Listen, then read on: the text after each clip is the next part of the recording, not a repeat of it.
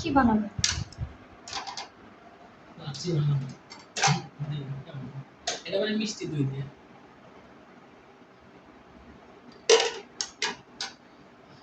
বেশি বানাবো না। ফাজিল কোশকে মিল্ক টক দই আর কি দিবেন? লেবু। লেবু, এক ফালি লেবু। টক দই দেওয়া লাগে মনে হয়। এতটুকুই হবে?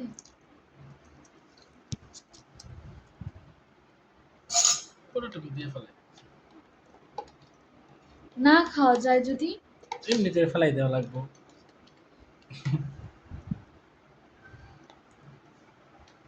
পানি দিব। পানি, ওয়াটার পরিমাণ মতো দেন না নাকি? আনলিমিটেড।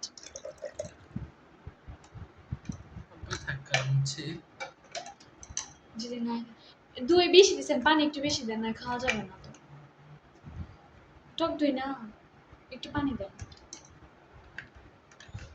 মিষ্টি দিব যে? তো আর একটু পানি দেওয়া লাগবে। বেশি এগুলো পারা খাবে কি?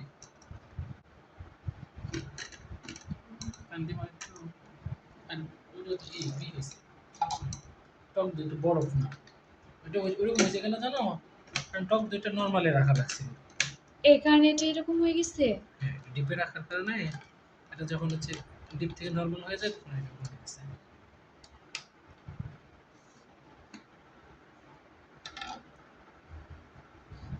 আরে যেটা করতে চাইছে না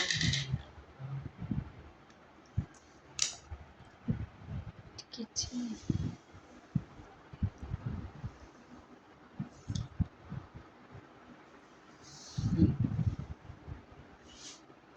কি করছেন?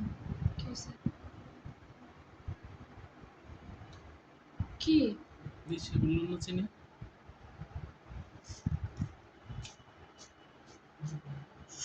আমার কারণে বেশি করছে?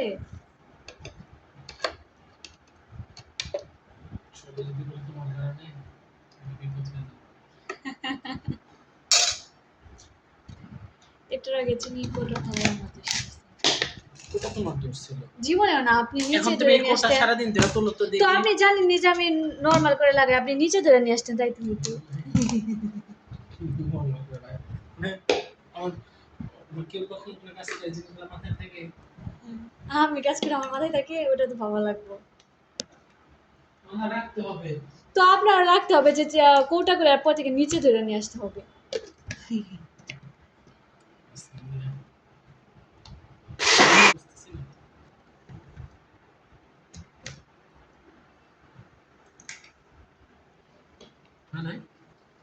গ্রান তো আসছে।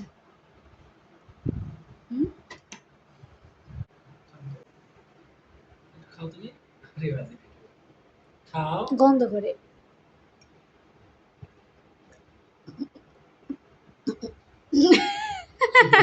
লাচ্ছি হইছে। তোমার তো স্টো না, স্টো থাকলে তুমি খেতে পারো। ঠিক আছে,